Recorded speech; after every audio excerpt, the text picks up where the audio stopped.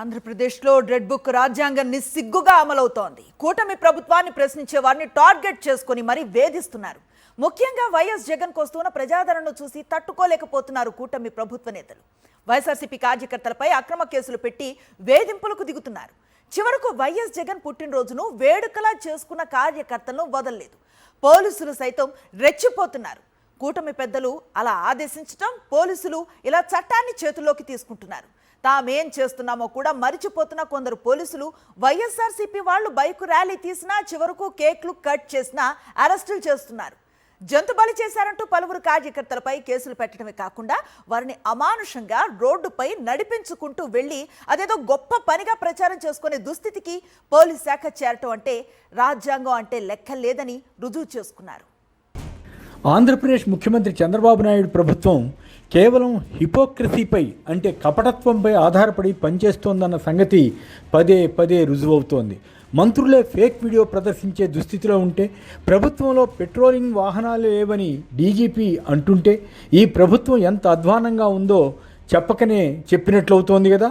రాష్ట్రంలో చట్టబద్ధ పాలన సాగదని, మంత్రి లోకేష్ సృష్టించిన రెడ్ బుక్ ప్రకారమే ప్రభుత్వం నడుస్తుందని 1కి 10 సార్లు ప్రభుత్వ పెద్దలు, సీనియర్ అధికారులు ఏదో రకంగా చెబుతుండడం అత్యంత బాధాకరం. ఇలాంటి ప్రభుత్వాన్న మనం ఎన్నుకున్నది అని విజ్ఞత కలిగిన ప్రజలు విస్తుపోవడం తప్ప ఏమీ చేయలేకపోతున్నారు. చంద్రబాబు కొద్ది రోజుల క్రితం మాట్లాడుతూ జంతుబలితో ప్రజలను భయభ్రాంతులకు గురి చేస్తారా అంటూ చాలా అమాయకంగా వైసీపీ వారిపై విమర్శలు చేశారు. వైసీపీ శ్రేణులు ఇప్పటికీ రౌడీయిజం చేయాలని చూస్తున్నారని, జగన్ పుట్టినరోజున జంతుబలి చేస్తారా, పోస్టర్లపై రక్తం జల్లి సమాజాన్ని భయభ్రాంతులు చేస్తారా అంటూ ఆయన ప్రశ్నలు వేశారు. నిత్యం డైవర్షన్ రాజకీయాల్లో భాగంగానే మాట్లాడుతుండే చంద్రబాబు ఇప్పుడు కూడా అదే పనిచేశారు. గత ఎన్నికల్లో ఏదో రకంగా అబద్ధాలు మాయలో చేసి ఓడించిన తర్వాత కూడా జగన్కు ఈ స్థాయిలో ప్రజాదరణ ఉందన్న విషయం చంద్రబాబు, పవన్ కళ్యాణ్, లోకేష్ తదితర నేతలకు జీర్ణం కావడం లేదు. జగన్ జన్మదినోత్సవం నాడు వైసీపీ కార్యకర్తలు, అభిమానులు వేలాదిగా ప్రతి చోట తరలివచ్చి పండుగ మాదిరి ఉత్సవాలు జరుపుకోవడాన్ని వీరు తట్టుకోలేకపోతున్నారు. దాంతో ఆ ప్రోగ్రాంలో పాల్గొన్న వారిపై ఎక్కడ వీలైతే అక్కడ ఏదో తప్పుడు కేసు పెట్టాలని పోలీసులను ఆదేశించినట్లుగా ఉంది. అంతే నా సామిరంగా కొందరు పోలీసు అధికారులు రెచ్చిపోయారు. ఉచితానుచితాలు మర్చిపోయారు.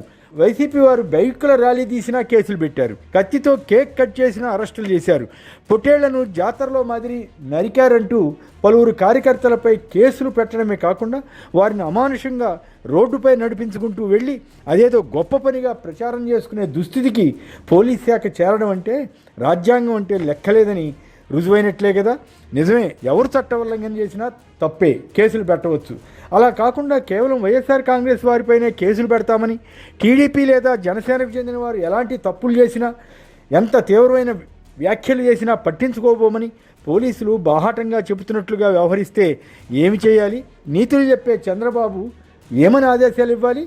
ఎవరు జంతుబలి బహిరంగంగా చేసినా ఒప్పుకోరాదని, ఎవరు అలా తప్పులు చేసినా కేసులు పెట్టవచ్చని కదా చెప్పాల్సింది. ఆ పని చేయలేదు. కొంతకాలం క్రితం స్వయంగా టీడీపీ కార్యకర్తలు పలు చోట్ల పొట్టేళ్లను రోడ్డుపైనే నరికారు. చంద్రబాబు చిత్రపటానికి రక్తాభిషేకం చేశారు. అంతకంటే దారుణం ఏమిటంటే ఆయన బావమరిది, సినీ నటుడు, హిందూపూర్ ఎమ్మెల్యే నందమూరి బాలకృష్ణ కటౌట్కు పొట్టేళ్ల తలల దండనే వేసే ప్రయత్నం చేశారు. ధర్మవరంలో బీజేపీకి చెందిన మంత్రి సత్యకుమార్ కొందరు టీడీపీ నేతల సమక్షంలోనే పొట్టేళ్లను నరికి వేడుక చేస్తుంటే ఇదే పోలీసులు వారికి కాపలాగా ఉన్నారు. అంతే తప్ప వీరెవ్వరిపైనా కేసులు పెట్టలేదు. అప్పట్లో పొట్టేళ్లు నరికిన టీడీపీ, బీజేపీ కార్యకర్తలపై కేసులు పెట్టి రోడ్డుపై నడిపించుకుంటూ స్టేషన్కి తీసుకెళ్లి ఉంటే ఆ తర్వాత ఎవరూ ఆ పని చేసి ఉండేవారు కాదు కదా. అప్పుడు వారికి కాపలాగా ఉండి ఇప్పుడు వైసీపీ వారిని వేధిస్తామని చెప్తే అది రాక్షస న్యాయం అవుతుంది తప్ప మరొకటి కాదు కదా. జగన్ పుట్టినరోజున కొందరు పొట్టేళ్లను నరికి జంతుబలి చేశారంటూ కేసులు పెట్టడమే కాకుండా రోడ్డుపై నడిపించి అవమానించారు. దీనికి డీజీపీ గుప్తా సమర్థన మరీ ఘోరంగా ఉంది. తమ వద్ద వాహనాలు లేవని అందుకే నడిపించామని ఆయన చెప్పారు. అంటే ఏపీ ప్రభుత్వం ఇన్ని లక్షల కోట్ల అప్పు చేసినా పోలీసులకు వాహనాలు సమకూర్చలేని అధ్వాన్న స్థితిలో ఉందని డీజీపీ చెబుతున్నారనుకోవాలా? లేక వాహనాలు ఉన్న చట్టం ప్రకారం తాము నడుచుకోబోమని, సుప్రీంకోర్టు ఆదేశాలను ఖాతరు చేయబోమని చెబుతున్నట్లు అనుకోవాలా? పోలీసులకు నిందితులను శిక్షించే హక్కు నేరుగా రాజ్యాంగం ఏమైనా ఇచ్చిందా? నిందితులను పెరేడ్ చేయించకూడదని సుప్రీంకోర్టు ఇచ్చిన ఆదేశాల గురించి డీజీపీకి తెలియదా?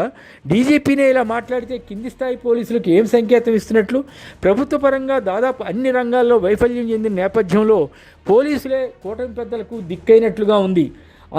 అందులో వీర విధేయతతో రాజును మించిన రాజభక్తితో వ్యవహరించే కొంతమంది పోలీసు అధికారులను అడ్డం పెట్టుకుని ప్రభుత్వాన్ని అరాచకంగా నడుపుతున్నారు. ఇంత అనుభవం కలిగిన చంద్రబాబుకు ఈ పరిస్థితి అవమానకరమని వేరే చెప్పనవసరం లేదు. పోలీసు అధికారులు తన మాట కన్నా తన కుమారుడు మంత్రి లోకేష్ ఆదేశాలకే ఎక్కువ విలువిస్తున్నారన్న భావన ప్రజల్లోకి వెళ్ళింది.